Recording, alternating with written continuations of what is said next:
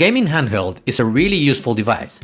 Not only it allows you to play your games everywhere, but nowadays you can easily alternate between AAA games, indie games, emulation, and you can play some of them locally or stream from the cloud or stream from your PC or even dock your handheld next to a TV to use it as a portable console.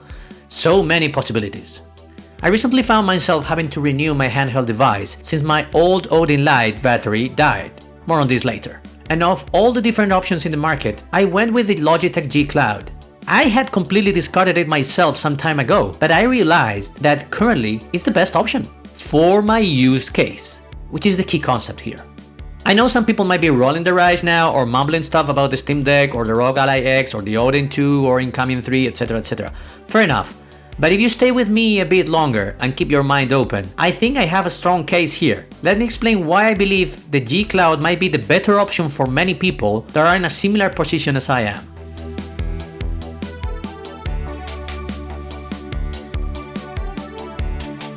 Okay, so let's start with the device itself. The Logitech G Cloud is a beautiful handheld with a huge 7-inch screen, 1080p res and a 16:9 ratio. That sets it already on the bigger form factor side. It's a touch-enabled screen and it's all working under Android OS. So pretty much a glorified gaming phone, right?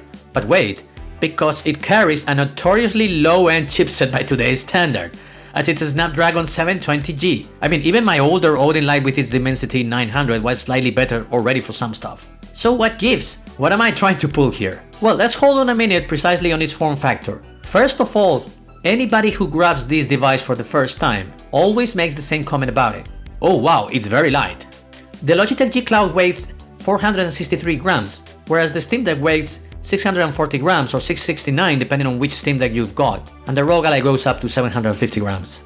So this thing is 30 to 40% lighter than any of the devices with a similar size screen. It's actually a similar weight of most 6-inch screen devices. And the low weight coupled with the great ergonomics, which Logitech are really good at, makes it amazingly comfortable to hold for gaming sessions. Now, what are my main uses for this device? Well, not surprisingly, in a channel named Cloud Gaming Couch, I do a lot of cloud gaming and moonlight streaming. One of the benefits of streaming games as opposed to playing them locally is that your device not only doesn't need a strong chipset, but it also uses very little power. That means I get 10 to 12 hours of battery before I need to charge this thing.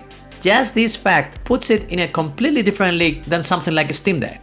Yes, of course I'm not running anything powerful, I'm just streaming it, but that's my point. I don't do a lot of local gaming on a portable device anyway.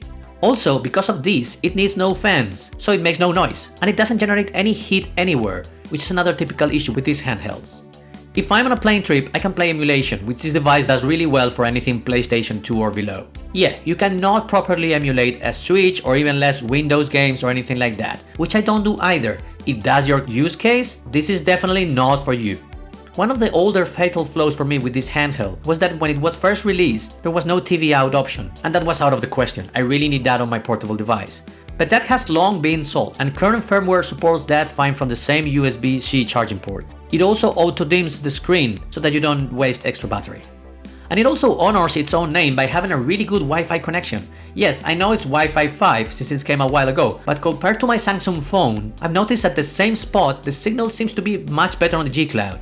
I've read the reason is that it has a custom low latency Wi-Fi antenna, and also the software is configured to prioritize network performance and limit background processes. Whatever the reason is, it's a really strong streaming client.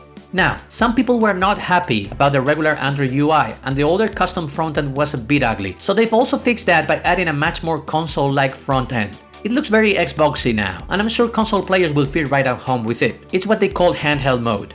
Personally, I prefer the regular Android UI or tablet mode, because I got used to it while playing on my older Odin, and I kind of enjoy it better. It feels to me like I have more options with it, but to each one its own.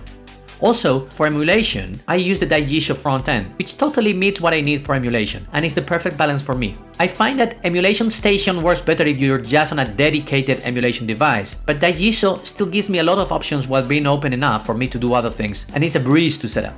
So again, comparing the G Cloud with other options in the market, if we compare it with other Android handhelds, it gives a bigger screen and form factor, which is a big deal for me. Not just for playing, but watching a movie in this thing is much better than on a phone. And frankly, going to my other favorite Android handhelds, the Odins and Retroid pockets, which all come from the same company, I've noticed they have big issues with their batteries. And I don't mean the battery used between charges, I mean they have a big design problem, whereas in some time between 6 to 18 months, most users suffer from the dreaded swollen battery issue. If you do a quick Google search, you will find lots and lots and lots of Reddit threads and posts and videos about people having those issues. This is not true for other devices, or way less common.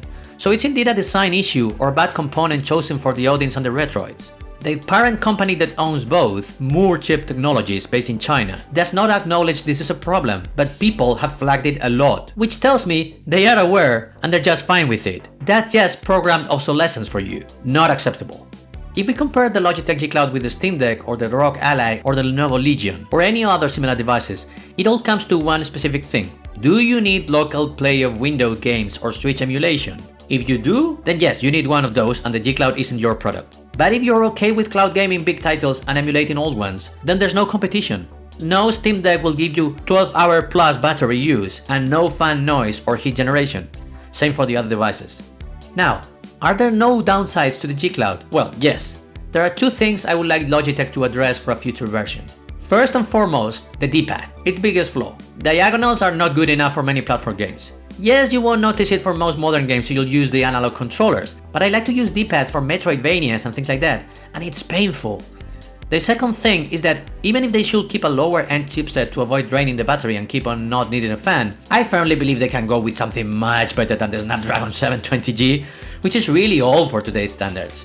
Also, it's a bit too expensive for the hardware it is, no matter how good the screen is, and it is really good. £329, it's too much for this chipset. I would recommend either to wait for a sale or look around eBay. So to sum it up, the key concept here is use case. What do you need the device for? If you're like me, the G Cloud beats more powerful devices on battery life and form factor with less weight, no fans, and no heat. And it beats Android devices on a bigger screen and better hardware quality control. For this use case, it's unbeatable. As I said before, that means it's not for everyone, and I'm sure a lot of people will get more enjoyment from Steam Deck. Good for you. Just letting you know, there's a big reason to check this device, and it's my main handheld now. And that's all for now. I hope you found this informative. If you did, feel free to click like and subscribe to the channel. But even if you don't, thanks for watching and enjoy your gaming in a relaxed setting.